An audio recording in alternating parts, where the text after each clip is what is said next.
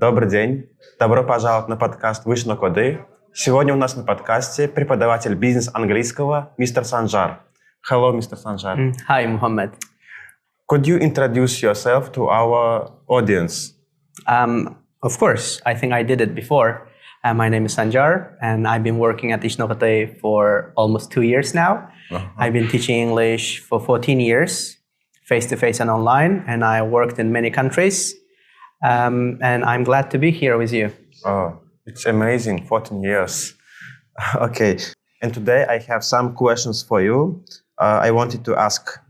And first question is, what happened in your life that made you have become a teacher and you are ready for this job? Oh, yes. I can share a memory. When I was at university, still university student, I was studying English, bachelor's degree abroad. There was a guy who was a pilot, and he asked a private lesson from me. I was inexperienced. I didn't have any experience, and there's a pilot, professional pilot, asking a lesson. He had a lack of confidence in speaking English, and he said that he needs my help.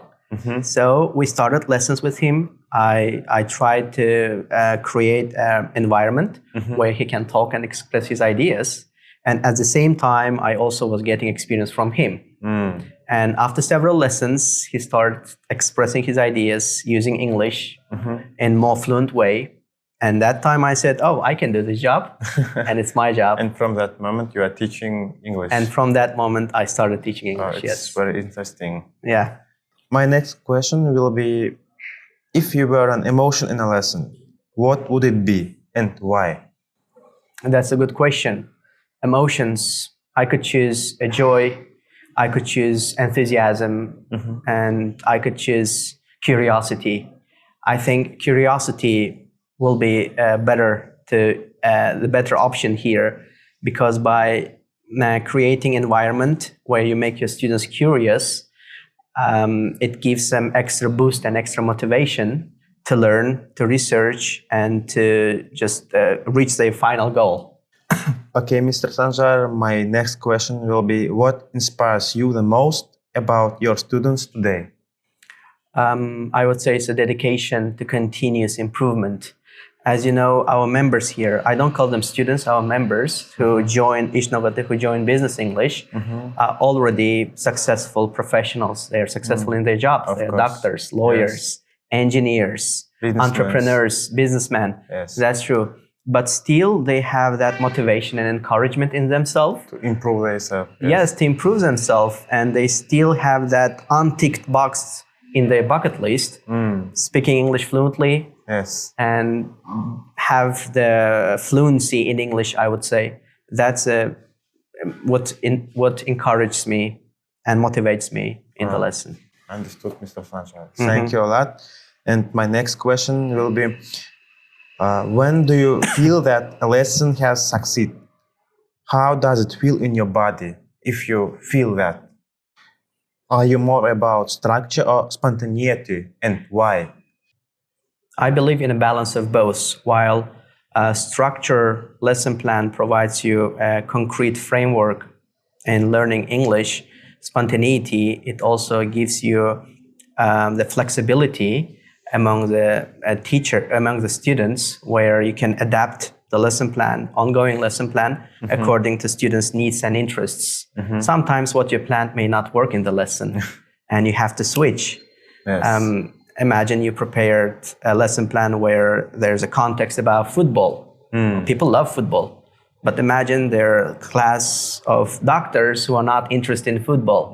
So you need the ability to change and adapt the lesson according to that context. Change your mind according to change your structure. That's called like spontaneity and flexibility, I would say. Okay, I understood, Mr. Sanjar. Thank you a lot. And my next question is, what fears do you perceive in your students, and how do you address them?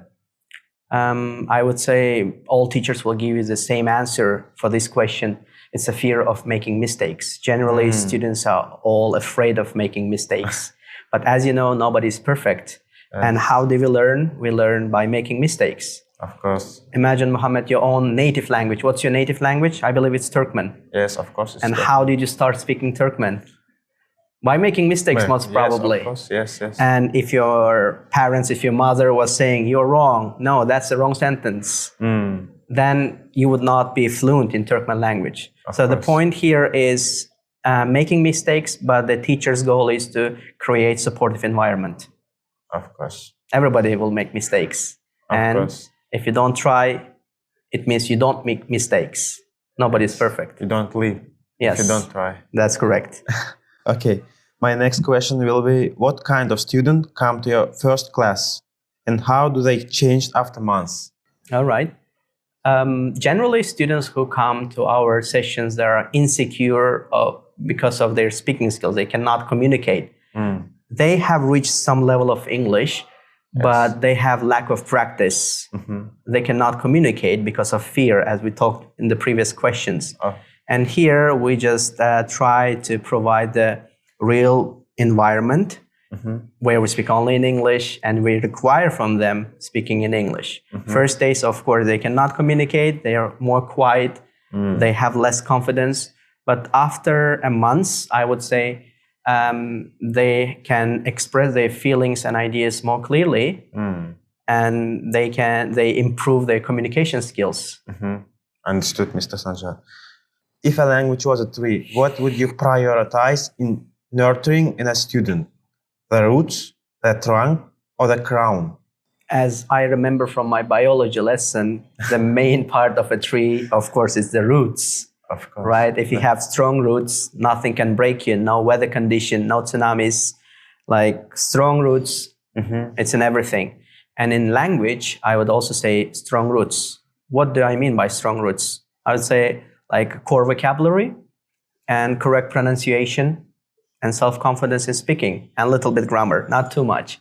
Because when you learn too much grammar, it gives you fear of speaking. When your brain gets a lot of information, you just learn grammar. Your brain says, which one should I use when I'm talking? So I'm against that. I'm for learn less, but practice more. And when you talk about tense, like present simple, future, and past, these are main three tenses. Even native speakers use these tenses in their daily speaking, daily conversations. I think it's also a very good advice to our students. That's right, yes. No need to focus on grammar. Yes, no need to focus on grammar. Okay, my next question will be, have you ever thought this is why it was worth becoming a teacher? Could you share that moment? Well, yes. I had another private student who was a lawyer. Yes, it may sound funny, pilot and lawyer, but it's real.